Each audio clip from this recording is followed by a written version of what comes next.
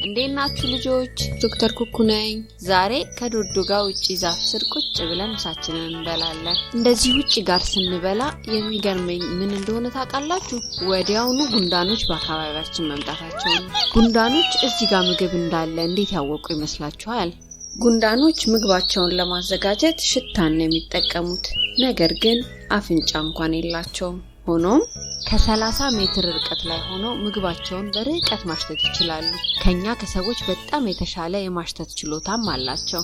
በዚህ ቪዲዮ መጨረሻ ጉንዳኖች በምን እንደሚያሸቱ ነግራችኋለሁ። እስከዛው መልሱን እየገመታችሁ ጠብቁኝ። አንድ ጉንዳን ምግብ እንዳገኘ ወዲያውኑ መሬቱን በሆዱ መደብደብ ይጀምራል። ለምን ይመስላችኋል እንደዚህ የሚያደርገው?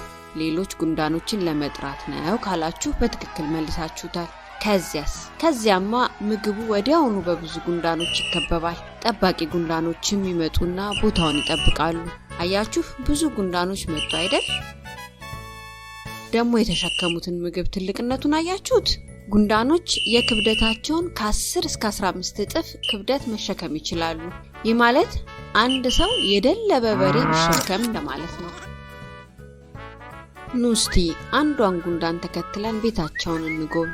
የጉንዳን ቤት ከውጭ ሲያዩት ትንሽ ይመስላል አይደል? ከውስጥ ሲታይ ግን ከምትጠብቁት በላይ ትልቅ ነው። አንድ የጉንዳን ቤት እስከ 250,000 ጉንዳኖች ሊኖሩበት ይችላሉ።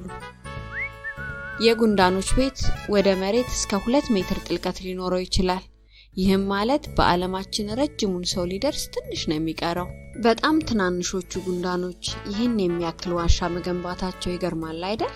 በዚህ የቤት አሰራራቸው የተነሳ የጉንዳኖች ቤት ወደ ታች በወረድን ቁጥር እየቀዘቀዘ ይሄዳል። ይህም ለጉንዳን እንቁላሎችና ለትናንሽ ጉንዳኖች ተስማሚ አየር ይፈጥራል። እንቁላል መጣል የምትችለው ንግስቲቷ ጉንዳን ብቻ ናት። ንግስት ጉንዳን ቀኑን ሙሉ ዋሻ ውስጥ ስትዞር ነው የምትውለው። በሄደችበት መንገድ ሁሉ ግን በቀን እስከ 1500 እንቁላሎች እየጣለች ነው የምትውለው። ይህንን ሁሉ እንቁላል በደንብ ለማሳደግ ብዙ ነገር ያስፈልጋል። ዋናው ነገር በቤታቸው ውስጥ ያለው አየር በጣም ሞቃታማ ወይም ቀዝቃዛ መሆን የለበትም። ብልጦቹ ጉንዳኖች ቤታቸውን ለማሞቅ ወይም ለማቀዝቀዝ መከራቸውን አይበሉም። ይልቁንም ገና ቤታቸውን ሲገነቡ ነው የሚያቅዱት። ትላልቆቹ ጉንዳኖች ሙቀት ያለበት ክፍል ውስጥ ያሉትን እንቁላሎችና ገና የተፈለፈሉ ጉንዳኖችን ወደ ቀዝቃዛው ስፍራ ይወስዷቸዋል። ከተስማሚ አየር ውጪ ምን የሚያስፈልግ ይመስላችኋል? አዎ፣ ምግብ ያስፈልጋል። ትላልቆቹ ጉንዳኖች ለትናንሾቹ ጉንዳኖች ምግብ እያመጡ ይመግቧቸዋል። በልጅነታቸው እንደተመገቡት የምግብ አይነት ጉንዳኖች ሲያድጉ ትልቅ ወይም ትንሽ ይሆናሉ።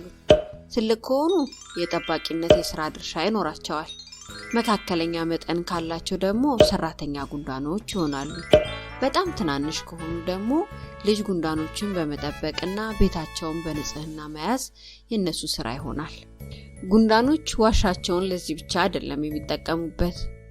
ዋሻው በተጨማሪ ጉንዳኖች እረፍት የሚያደርጉበት፣ ሰራተኛ ጉንዳኖች መኖሪያ ስፍራ እንዲሁም እንደ ጎተራ የሚጠቀሙበት የምግብ ማጠራቀሚያ ስፍራን ይይዛል። የጉንዳኖች ቁጥር ብዙ ሲደርስ ንግስቷ ጉንዳን ለየት ያሉና ተለቅ ያሉ እንቁላሎችን ትጥላለች። እነዚህ እንቁላሎች ሌላ ንግስት ጉንዳን የሚሆኑ ናቸው። እነዚህ ንግስት ጉንዳኖች ደግሞ ክንፍ አላቸው። እንደተፈለፈሉ ግን ይህንን ቤት ትተው ወጥተው የራሳቸውን ቤት መመስረት አለባቸው። ጉንዳኖች በጣም የሚፈሩት እንደ ሸረሪት ያሉ እንስሳትን ነው።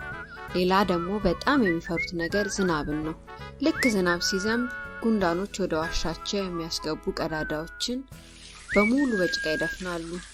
ውሃ ወደ ቤታቸው ከገባ ግን ሁሉም በአንድ ላይ ወጥተው ሌላ ቤት መፈለግ አለባቸው። በዚህ ወይም በሌላ አጋጣሚ ንግስት ጉንዳን ከጠፋች ሌሎቹ ጉንዳኖች በሙሉ ቤታቸውን ለቀው ለየብቻቸው ይሄዳሉ። ስራም አይሰሩም። አይገርምም?